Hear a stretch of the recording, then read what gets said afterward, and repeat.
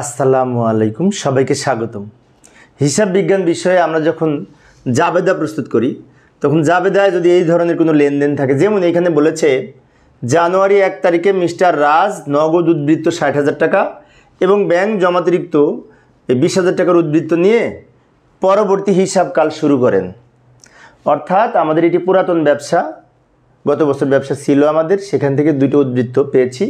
একটি হচ্ছে নগদ 60,000 আর ব্যাংকের ঋণ আছে, মানে ব্যাংক আমার সাথে পাবে ব্যাংক জমাতিরিক্ত 20,000 টাকা। এই দুটো উদ্বৃত্ত নিয়ে পরবর্তী হিসাবকাল শুরু করেছে। এখন প্রশ্ন হচ্ছে এটা জাবেদা কী হবে? তো আমরা প্রারম্ভিক জাবেদা এটা নিয়ে করতে পারি, জাবেদার ছক অঙ্কন করি। তো এই ক্ষেত্রে নগদ উদ্বৃত্ত যত টাকা তার জন্য নগদান হিসাব ডেবিট হবে, আর ব্যাংক জমাতিরিক্ত যত টাকা ব্যাংক জমাতিরিক্ত হিসাব ক্রেডিট হবে, কারণ ব্যাংক জমাতিরিক্ত ক্রেডিট উদ্বৃত্ত প্রকাশ করে।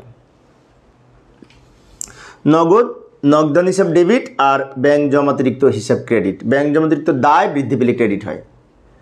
টাকা কিভাবে লিখব? নগদে লিখব 60,000 টাকা, আর ব্যাংক জমাতিরিক্ত টাকা ব্যাংক জমাতিরিক্ততে লিখব।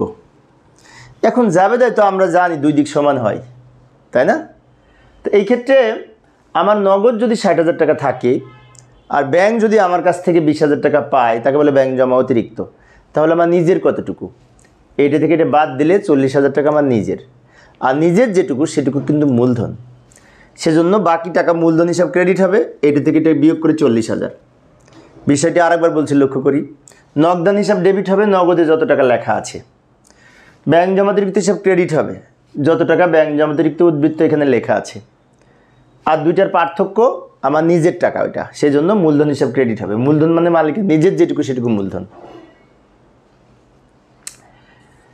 ব্যাখ্যায় লিখতে পারি নগদ ও ব্যাংক জমাতিরিক্ত নিয়ে পরবর্তী হিসাবকাল শুরু করা হলো।